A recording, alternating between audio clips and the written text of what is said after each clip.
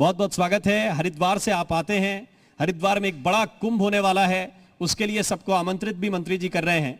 और मेरा पहला सवाल आपसे यही है कि सब यही कह रहे हैं कि 4 साल सरकार पूरे कर रही है अगले महीने। 4 साल में उत्तराखंड में कितना बदलाव आपने देखा, कितना ट्रांसफॉर्म हुआ है? जिसको सोच कर आए थे आप, जिसको लेकर आपने चुनाव लड़ा था, पूरी मेहनत की थी, जनता ने आपको पूर्ण बहुमत दिया, दम से सरकार आपने बनाई, दम से चला रहे हैं, कितना 4 साल में बदला है प्रदेश? देखिए, जब हम सरकार को जो आकलन होता है, वो आकलन सरकार में बैठे हुए लोग या राजनीतिक रूप से काम करने वाले लोग तो पॉजिटिव ही करेंगे, लेकिन जब उस आकलन को वहाँ की जनता के माध्यम से प्राप्त हो, अब इसको 2 तरह से हम देखेंगे। पहला तो ये कि हमने 4 साल में अच्छा क्या किया। 4 साल में राज्य में जितना हम जनता के बीच में गए चुनाव को लेकर, सभी चुनाव में हम लोग लगातार जीते हैं, चाहे पंचायत चुनाव हो, निकाय चुनाव हो, बाई इलेक्शन की बात हो, लोकसभा चुनाव की बात हो। तो एक तो ये होता है कि किसी पैरामीटर्स क्या होते हैं, तो एक तो इस पैरामीटर्स पर हम खरे उतरे हैं। दूसरा, अगर आप देखेंगे इंफ्रास्ट्रक्चर के क्षेत्र में कितना उल्लेखनीय काम हम लोगों ने किया है, एक जगह नहीं।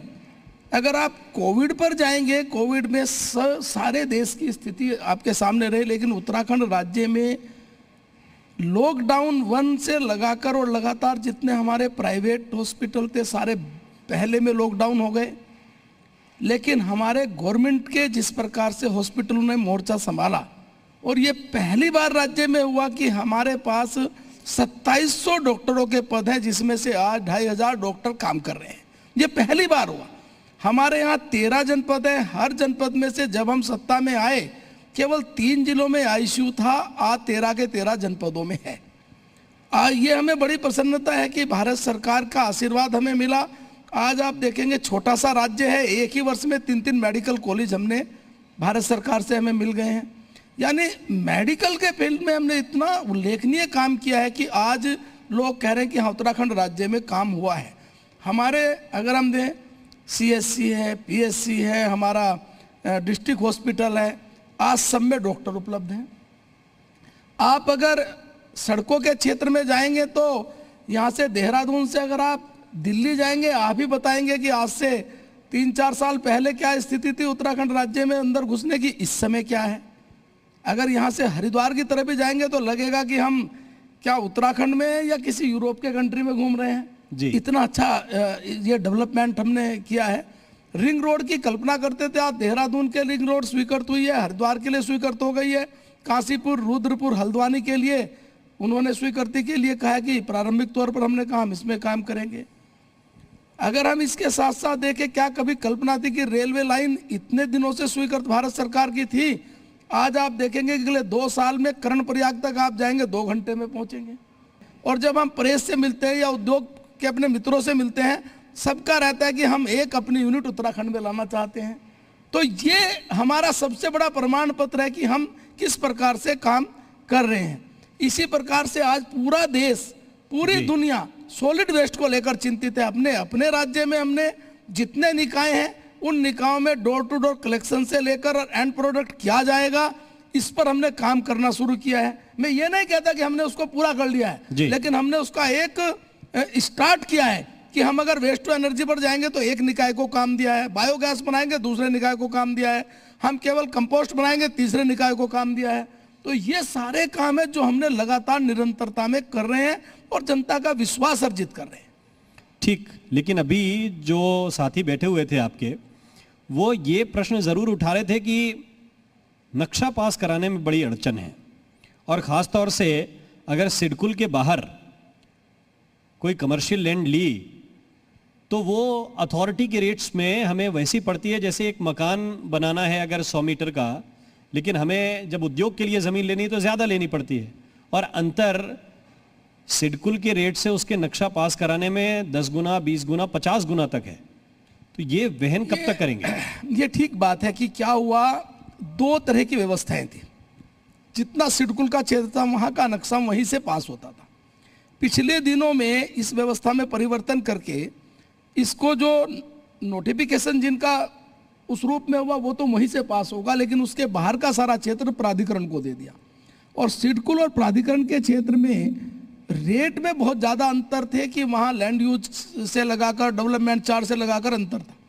लेकिन मैं आप सबको बताते हुए प्रसन्नता हो रही है कि कल ही माननीय मुख्यमंत्री की अध्यक्षता में बैठक करके हमने वो रेट बराबर कर दिए हैं। 2-4 दिन में वो निर्णय सामने आ जाएगा। वो हमने निर्णय ले लिया। जिन्होंने सवाल पूछा था वो मुस्कुरा रहे हैं। कल ही हमने ले लिया। ठीक है, अब एक सवाल और है। जो परचेज पॉलिसी थी वो भी कह रहे हैं कि आप लोगों ने 2020 के बाद बदल दी। उत्तराखंड का कोई इंडस्ट्रियलिस्ट है तो उसको लेकर जो पहले उसे सुविधा मिलती थी या ये लगता था कि प्रेफरेंस उसको मिलेगा परचेजिंग में, उसमें कमी आ गई है और वो बता रहे हैं कि वो समस्या लोगों के सामने है। एक तो कोरोना मार रहा है, ऊपर से पॉलिसी। नहीं, समस्या नहीं है। देखिए क्या होता है कि आज जब हम ओपन मार्केट में जाते हैं तो ओपन मार्केट में सबको लगता है कि हम 2 चीज़ पर ध्यान रखते हैं। एक तो क्वालिटी पर, क्वालिटी अच्छी होनी चाहिए, फिर साथ साथ ये भी होना चाहिए कि हमारी जो क्वांटिटी है वो हमारी प्रतिपूर्ति हो जाए, फिर रेट भी ठीक हो जाए। इन सब चीज़ों में सामान्य रहता है कि हम ओपन जाते हैं, लेकिन जो छोटे परचेज करते हैं उसमें हम लोकल को महत्व देते हैं। हमने तो यहाँ तक किया है भी कि इतना कोरोना के काल में जब हम मास्क खरीद रहे थे तो हमने ओपन कर दिया। स्वयं सहायता समूह जितने हमारी महिलाएं बनाती थी, हमने कहा जितने बना सकते हो आप बनाइए, सरकार सब खरीदेगी, और हमने सारे खरीदे हैं। लेकिन ये सही, जब इंडस्ट्री की बात आती है तो उसमें कहीं ना कहीं जो एक खुलापन होना चाहिए, वो मजबूरी भी रहती है सरकार की। लेकिन इसके बावजूद भी अगर समय पर आवश्यकता पड़ेगी तो हम इनके साथ बैठकर उस पर भी विचार करेंगे कि हम और इनके लिए अच्छा क्या कर सकते हैं, चूंकि वो जरूरी भी है सब। क्योंकि प्रधानमंत्री जी तो कह रहे हैं कि लोकल के लिए वोकल होना पड़ेगा। सारा देश लोकल है ना। सारा देश ही तो लोकल है, कहाँ नहीं है लोकल। अब जो यहाँ से उत्तर प्रदेश में बन रहा है वो भी तो लोकल है जी। तो वहाँ उनकी सरकार थोड़ा सा सहयोग करे, यहाँ आप कीजिए। अरे हम पॉलिसी हमारी वही है, ऐसा नहीं है कि कोई चेंज है उसमें। थोड़ा सा हमने ओपन मार्केट में जाना जरूरी होता है। ठीक, एक ये सवाल जरूर उठता है कि जब प्रधानमंत्री जी आए थे तो वो स्मार्ट सिटी का कॉन्सेप्ट लेकर आए, अलग अलग शहरों को बजट भी मिला, आप भी शहरी विकास मंत्रालय यहाँ संभाल रहे हैं, स्मार्ट सिटीज की क्या स्थिति है? देखिए, जब हम सरकार में आए तो स्मार्ट सिटी के चयन हमारा नहीं हुआ था, यानी उसके भी 2 साल पहले जाए, जो वर्क होना चाहिए था नहीं हुआ, और उसका पेवर जो सिफारिश नहीं है उसका उन्होंने अंक रखे हैं। स्मार्ट सिटी में जाने के लिए आपको एक कंपटीशन टाइप होता है, उससे गुजरना होता है। हम लोगों ने यहाँ जब आए तो पता चला कि हम तो 3rd फेज में एंट्री कर रहे थे, लेकिन हमारा चयन होना बड़ा मुश्किल था। तब हमने यहाँ की जितनी हमारी यूनिवर्सिटी थी, मैंने खुद उनके प्रतिनिधियों को बुलाया, IIT रुड़की के डायरेक्टर से बातचीत की, फिर हमारा पेट्रोल यूनिवर्सिटी उससे बातचीत की, अपनी सरकार की यूनिवर्सिटी उससे बातचीत की, और 8-10 लोगों को मैंने कहा कि हम चाहते हैं कि देहरादून स्मार्ट सिटी में सम्मिलित हो जाए। उन्होंने उन पैरामीटर्स पर काम किया और हम अंतिम चरण में जाके स्मार्ट सिटी हमारा चयन हुआ। और आप लगाइए कि 100 शहरों में हम 100वां शहर था हमारा, 100 शहर हमारा था जो स्मार्ट सिटी में चयन हुआ था। लेकिन जब हमने काम करना शुरू किया, 1400 करोड़ रुपए हमें प्रारंभिक तौर पर भारत सरकार की स्वीकृति होती है। 500 करोड़ तो भारत सरकार को देने होते हैं एक शहर के लिए, 500 करोड़ राज्य सरकार देती है, 400 करोड़ जो हमारी भारत सरकार की योजनाएं राज्य में चलती हैं उन योजनाओं को लिंक करना होता है। 1400 करोड़ में जब हमने काम करना शुरू किया, योजनाएं आगे बढ़ाना शुरू की, चाहे हमारे डक्ट की बात हो, चाहे स्मार्ट बिल्डिंग की बात हो, स्मार्ट स्कूल की बात हो, चाहे हमारे स्मार्ट पोल की बात हो, ये सब चीज़ें जो जो उसके पैरामीटर्स में आती है, तो हम पहले 10 में पहुंच गए अगले 1.5-2 साल में। यानी पहली प्रक्रिया में हम 100 स्थान से घटकर 10 पे आ गए। भारत सरकार ने, मुझे प्रसन्नता है कि भारत सरकार ने जैसे ही हमने ये किया, खुद भारत सरकार के जो शहरी विकास मंत्री हैं उन्होंने जहां हमें इसके लिए पुरस्कृत किया, वहीं 1400 करोड़ रुपए एक्स्ट्रा स्वीकृत किए देहरादून शहर के लिए स्मार्ट सिटी के साथ साथ। वो भी काम हमारा यहाँ होगा, वो अगले 3-4 साल की योजना है। तो स्मार्ट सिटी में हम लोग आगे बढ़ रहे हैं, लेकिन चूंकि ये काम ऐसे होते हैं जिस काम को धरातल पर आना, फिर जनता को समर्पित होना, इसमें समय लगता है। लेकिन हम आप देखेंगे चाहे सीवर की बात हो, पानी की बात हो, अब सीवर नीचे जाएगा, लोगों को क्या नजर नहीं आएगा, डक्ट वो भी नीचे चला जाएगा, रोड का चौड़ीकरण होना है वो नजर आएगा, खंबे हटेंगे वो चला जाएगा, तार हटेंगे वो सब नजर आएंगे। तो आप देखेंगे अगले कुछ समय में इसको आपको एक अच्छे शहर के रूप में जितना हमने लिया है, क्योंकि इसमें पहले फेज में ज्यादा नहीं आया, अगर आप दे तो शहर का 10-12%, 15% हिस्सा है मात्र जी स्मार्ट होने के लिए, लेकिन बाद में 1400 करोड़ आएंगे तो ड्रेनेज हम पूरे शहर का ले रहे हैं। ड्रेनेज पूरे शहर का, लेकिन उसी से सबसे ज्यादा लोगों को अभी परेशानी भी, वो कहते हैं हमारी सड़कें खोद दी और इनको ठीक टाइम पे करते नहीं हैं आप लोग, खुदाई में तो जल्दबाजी करते हैं, देखिए उनको वो बराबर तो- करने में समय ज्यादा लगा देते हैं।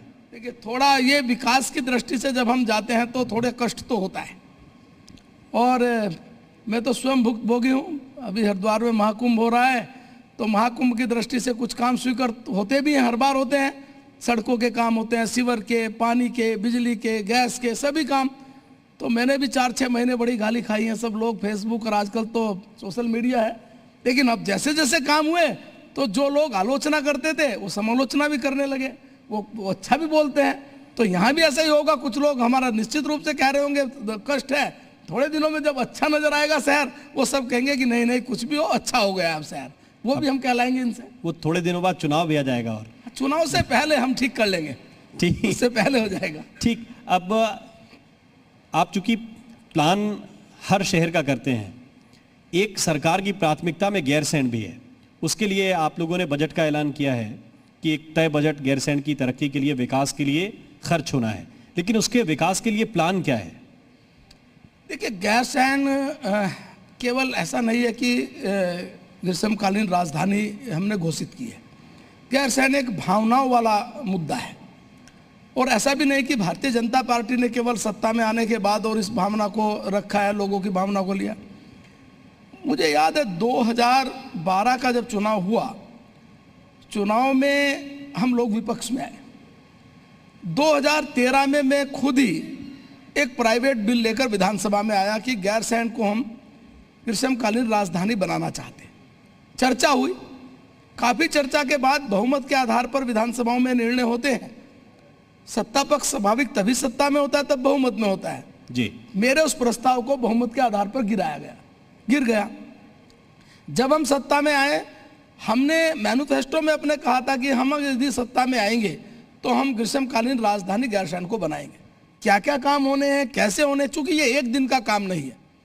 कई लोग आलोचना करते हैं, लेकिन उन आलोचना वाले मित्रों को भी कहना चाहता हूं, एक शहर का निर्माण होने में कई सौ वर्ष लगते हैं, एक दिन में नहीं होता। और अगर हमें राजधानी बनानी है, आज हमने कहा कि कल ही घोषणा हुई है कि कर्णप्रयाग तक रेलवे लाइन जा रही है, कर्णप्रयाग से भराड़ीसैंण और गैंडसैंण तक रेलवे लाइन जाए, इसकी तैयारी है। हवाई पट्टी बन जाए, इसके लिए भारत सरकार में हमने बातचीत शुरू की है, वहाँ हो जाए तो भारत सरकार ने भी इसमें इंटरेस्ट दिखाया है। सड़कों की स्थिति अच्छी हो जाए, इस पर भी हमने काम किया है। तो आप देखेंगे आने वाले कुछ समय के बाद गैरसैंण जो भावनाओं का शहर है, वो भावनाओं का शहर आपको उत्तराखंड का सबसे डेवलप्ड और अच्छा शहर नजर आएगा, राजधानी के तौर पर भी और वैसे भी। अब एक सवाल उत्तराखंड के लिहाज से ये बहुत महत्वपूर्ण हो जाता है, और ये कई बार आपके सामने भी आया होगा कि यहाँ पे इंफ्रास्ट्रक्चर बहुत आवश्यक है, हर शहर की ज़रूरत है, हर प्रदेश की ज़रूरत है, लेकिन यहाँ पे चुनौतियाँ बहुत अलग तरह की हैं जो हमने अभी तपोवन में देखी। तो पर्यावरण के साथ, प्रकृति के साथ संतुलन बनाते हुए वो इंफ्रास्ट्रक्चर कैसे बढ़े, इसको लेकर क्या सोच रहे हैं? क्योंकि वहाँ पे जो निर्माण ऋषिगंगा पावर प्रोजेक्ट का था, उसको लेकर पहले से सवाल थे, और इसके बाद जो हादसा हुआ उसके बाद तो फिर और गंभीर प्रश्न हो गए। देखिए दो चीज़ें हैं, जब हम किसी भी राज्य के विकास की बात करते हैं, खासतौर पर हमारे जैसा राज्य, मैंने अभी जो परी बजट हुआ तो भारत सरकार के वित्त मंत्री के साथ चर्चा हुई, तो परी बजट में मैंने ही भाग लिया राज्य की तरफ से। तो मैंने उनको कहा कि देखिए हम ऐसा राज्य है जिस राज्य में केवल 29% पर राज्य चलता है, यानी 71% राज्य की क्षेत्रफल पर केवल हम उसकी रक्षा करते हैं। उस 71% में हमारी नदियां हैं, हमारे ग्लेशियर हैं, हमारे पहाड़ हैं, जिसको हम चाहकर भी सरकार के हाथ में नहीं हम उनका उपयोग अपने विकास की दृष्टि से कोई योजना में कर सके। 29% ऐसा है जो 29% में हमारे शहर भी हैं, हमारे गांव भी हैं, हमारे उद्योग धंधे भी उसी पर हैं, हमारी सड़कें भी उसी पर हैं। तो इसके लिए हमारे सामने चुनौती है। हमने भारत सरकार को कहा कि हमारे जैसे राज्य के लिए यदि ग्रीन बोनस जैसा हमें मिल जाए, क्योंकि हम सारे देश की रक्षा कर रहे हैं, हम प्रकृति के तौर पर इसकी रक्षा करने में सरकार का बजट भी खर्च होता है। इस दिशा में भारत सरकार ने हमें आश्वासन ही नहीं दिया, अपितु कहीं ना कहीं गंभीरता के साथ हमें योजनाओं में काफी लाभ भी दे रहे हैं। हमारे साथ दूसरी क्या रहता है कि हम 2 अंतर्राष्ट्रीय सीमाओं से घिरे हुए राज्य। अब हम चर्चा करते हैं, देखिए साहब, चाइना लहासा तक और उत्तराखंड के बॉर्डर तक बड़ी बड़ी सड़कें बना ली हैं, ट्रेन भी आ गई है, तो भारत सरकार क्या कर रही है, राज्य सरकार क्या कर रही है? इस सारी चीजों के सामने 2 चुनौतियां। एक चुनौती होगी हमें विकास की दृष्टि से सीमावर्ती जो हमारी अंतर्राष्ट्रीय सीमाओं के गांव हैं वहां से पलायन रोकना। वो तब रुकेंगे तब उस गांव तक हमारी सड़कें जाएं, उस गांव तक हम मेडिकल फैसिलिटीज ले जाएं, स्कूल लेकर जाएं। और जब ये सारी चीजें हम वहां ले जाने की बात करेंगे तो निश्चित रूप से पर्यावरण प्रभावित होगा। तो ये जो चुनौती है, इस चुनौती को किसी भी राज्य सरकार के लिए सबसे बड़ी चुनौती है। ये सही है, मैं ये भी नहीं कहूंगा कि ऋषि गंगा प्रोजेक्ट भाई साहब जब दूसरी सरकार थी तब स्वीकृत हुआ था, ये कहने का भी कोई अर्थ नहीं है, ये तो एक राजनीतिक रूप से। लेकिन ये सही है कि जब इस तरह के कोई प्रोजेक्ट स्वीकृत होते हैं तो सब संभावनाओं जो होती हैं, जितनी भी प्रकार की यानी उसको एक प्रोजेक्ट को क्लियर कराने के लिए राज्य सरकार, भारत सरकार, पर्यावरण विभाग, एनजीटी, सुप्रीम कोर्ट, कुछ नहीं बचता, सबसे क्लियरेंस लेना होता है। अब मैंने प्री बजट में चर्चा में इस विषय को रखा, अब अपने राज्य से संबंधित, तो मैंने पहले हिमालय राज्यों की बातचीत करते हुए कहा कि हमारा राज्य ऐसा है जो इस पर्यावरण की रक्षा के लिए हम पैसा भी खर्च करते हैं और अपनी जिम्मेदारी का निर्वहन भी ईमानदारी से करते हैं। इसलिए इसके बदले में हमें भारत सरकार को ग्रीन बोनस देना चाहिए। भारत के वित्त मंत्री ने बात को ध्यानपूर्वक सुन के कहा कि ये एक सच्चाई है, हिमालयन राज्यों की सच्चाई है। लेकिन साथ साथ उन्होंने हमें, देखिए आज आप देखेंगे कि जो आपने डबल इंजन की बात की, डबल इंजन तो महसूस हमें स्वयं हो रहा है। हमारे जैसा राज्य, छोटा सा राज्य जिसकी पॉपुलेशन ही 1 करोड़ 10 लाख हो, और उस राज्य को हमने केवल मात्र कहा हो कि हमें मेडिकल के क्षेत्र में आप मेडिकल कॉलेज दीजिए, तो उन्होंने कहा ले लीजिए जितने चाहिए। हमने केवल 3 का प्रस्ताव भेजा, 3 मेडिकल कॉलेज एक ही साल में दे दिए। हमने जितनी सड़कों का प्रस्ताव भेजे वे हमें दे दिए। यानी वहां योजनाएं देने में दिक्कत नहीं है, लेकिन विधिवत रूप से ग्रीन बोनस का हेड खुल के उससे पैसा मिलना शुरू हो, ये लड़ाई हम अभी नहीं है। जब राज्य बना हमने जब भी इस मांग को उठाया, जब कांग्रेस की सरकार आई तब भी इस मांग को उठाया, लेकिन हिमालय राज्यों के लिए इस मांग को हम लगातार उठा भी रहे हैं और निश्चित रूप से एक दिन इसका हेड खुल के ये राज्यों को मिलना शुरू होगा, ऐसा मेरा विश्वास है। ठीक, प्रदेश की वित्तीय स्थिति की बात करें तो बजट आने वाला है, उसकी प्रक्रिया लगभग बनाने की पूरी हो गई होगी। कोरोना ने कितना काम बिगाड़ा है, और मैं ये आपसे तब पूछता हूं आपके अनुभव के आधार पर कि इस सरकार को तो आप देख ही रहे हैं। आप जब खंडूरी साहब मुख्यमंत्री थे तब भी आपने उनके साथ काम किया, निशंक जी थे तब भी आपने उनके साथ मिलकर काम किया, तो एक आपका वृहद अनुभव है, अप एंड डाउन्स आपने देखे हैं। ये कोरोना का फेस कितना कठिन सरकार के सामने रहा है और जीडीपी को कितना इसने प्रभावित किया है? देखिए 2 चीजें हैं। ये जब किसी एक क्षेत्र में, छोटे से क्षेत्र में कोई इस प्रकार की स्थिति बनती है तब उसका आकलन उसके आधार पर होता है। लेकिन ये पूरी दुनिया में, पूरे भारत में इस प्रकार का वातावरण बना, और इस वातावरण बनने के साथ ये कल्पना शायद देश ने भी नहीं की, दुनिया ने भी नहीं की कि ऐसा होने वाला है। लेकिन मैं इतना जरूर कहूँगा कि हम लॉकडाउन 1 और 2 के बीच में जो हमारी स्थिति बनी, उस स्थिति में जब हमने आकलन किया तो हमें लगता था कि इसका उभरने में हमें बहुत समय लगेगा और शायद सालों लगेंगे। लेकिन जब अनलॉकडाउन की तरफ हम बढ़े और हमने आहिस्ता आहिस्ता रफ्तार पकड़नी शुरू की, तो आज मैं कह सकता हूँ कि जो हमें नुकसान नज़र आ रहा था, या जो हम कह रहे थे कि हमें कई दिक्कतों का सामना करना पड़ेगा, अब मुझे नहीं लगता और हमने विकास की दृष्टि से सारी योजनाओं पर काम करना शुरू किया है। और आज मैं कह सकता हूं कि आने वाले इसी बजट में आपको राज्य की वो सारी विकास की योजनाओं में वो झलक नजर भी आएगी कि कोरोना से हम उभर चुके हैं और हम उससे आगे बढ़कर अब काम करने की स्थिति में खड़े हैं। बजट का में फोकस क्या रहने वाला है? क्योंकि आखिरी साल का जो बजट होता है, जिसको हम कहते हैं चुनावी वर्ष का बजट, उसमें जनता के ऊपर कोई बोझ डालता हुआ हमने सरकारों को नहीं देखा आखिरी वर्ष में। तो आप भी वही लोक लुभावन पे जा रहे हैं या फिर थोड़े से कड़वे घूंट भी जनता को पीने पड़ सकते हैं? देखिए, हम लोग ना तो लोक लुभावन जैसी बात मैं कहूँगा, लेकिन हमने 4 साल में ये ध्यान तो पूरा रखा है कि जनता पर किसी तरह का प्रत्यक्ष रूप से इस प्रकार का बोझ ना पड़े। लेकिन तो भी ना चाहते हुए समय समय पर अनेक ऐसे निर्णय हमने लिए हैं, चाहे वो कोरोना के कारण लिए हैं या अन्य प्रकार से लिए हैं, वो लिए हमने। लेकिन ये जो हमारा बजट होगा, ये जहाँ किसानों की इनकम दुगनी करने वाला होगा, वहीं रोजगार की दृष्टि से रोजगार प्रदान करने वाला भी होगा। उद्योगों की दृष्टि से जो एकल विंडो सिस्टम के माध्यम से हम लोगों ने योजनाएं बनाई, उसको भी प्रदान करने वाला होगा। साथ साथ महिलाओं के लिए विशेष रूप से बजट आपको नज़र आएगा कि महिलाओं को हमने जैसे सह खातेदार बनाया है, तो उस संबंध में भी हमने इस बजट को काफ़ी महत्वपूर्ण इस रूप में मान सकते हैं।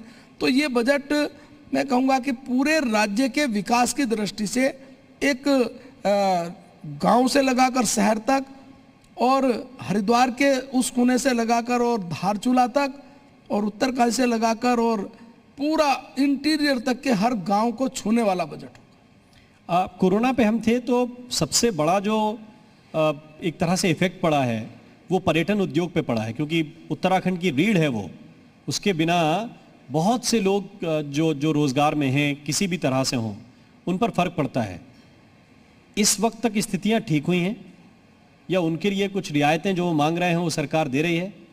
देखिए, हमने कोरोना के बाद जितना सरकार के स्तर पर कर सकते हैं, मैं ये नहीं कहता कि हमने जो उन्होंने मांगा सब कुछ दिया होगा। लेकिन ये मॉडल आपको कैसा लगता है राजनीति का, जो अरविंद केजरीवाल रखते हैं या उनके शिक्षा मंत्री रखते हैं, डायरेक्ट चैलेंज करने वाला? देखिए, 2 चीजें होती हैं राजनीति में।